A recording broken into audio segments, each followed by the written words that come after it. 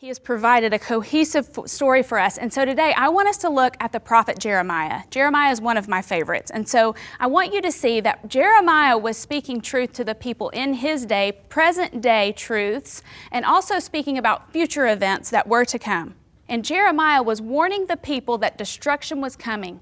In the southern kingdom, if they did not turn away from their false gods back to the one true God, destruction would surely come. And he told them specific things. I am raising up a nation for you, he says in Jeremiah 5:5, and I will send a nation in who will completely obliterate Jerusalem, who will tear down the temple, tear down the wall, and destroy the people. And we know, sitting on this side of history, that that's exactly what happened. It did happen that way. In Jeremiah 6:8, it says, take warning, Jerusalem, for I will make your land desolate. And that is exactly what God did.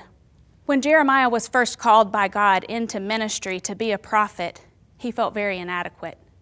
His response to God was, I think I'm too young.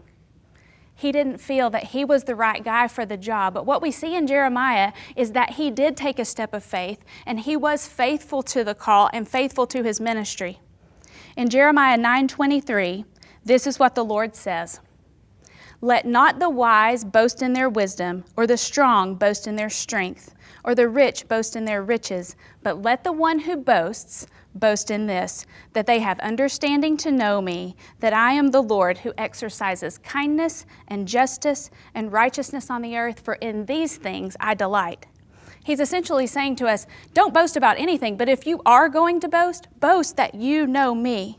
And so we see that the words of Jeremiah rang true in those days. So we must think to ourselves, what did Jeremiah have to say about the prophet? Because if his prophecies were coming true in the present day, what did he say about Jesus? Another thing before we move on, though, is Jeremiah also told the exiles after Babylon came in how long they would be in exile. Anybody remember what that amount of time was? 70 years to be exact. That they would be in exile for 70 years. Were they in exile for 70 years? Yes, they were. Exactly. And so we ask ourselves, so what about Jesus? What did he have to say? In Jeremiah 23:5-6, he says, the days are coming, declares the Lord, when I will raise up for David a righteous branch, a king who will reign wisely and do what is just and right in the land. That is the name by which he will be called, the Lord our righteousness. He was telling us that this Messiah would be the Lord, and this Messiah would be a righteous king. But more than that, we can't miss this because he uses the capital word for Lord, the tetragrammaton, which means Yahweh, the four letters YHWH, which stands for Jehovah God. What does that mean for us? That simply means that Jeremiah was saying, don't miss this, the Messiah will be God himself.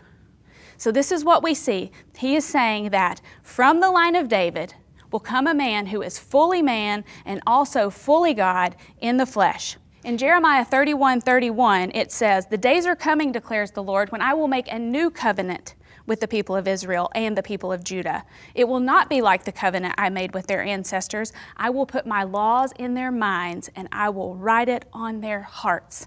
I will forgive their wickedness and remember their sins no more. We see that Jeremiah is speaking of the Messiah and a new covenant that is to come. Jeremiah is pointing to the messenger, pointing to the man of God, the Son of God himself.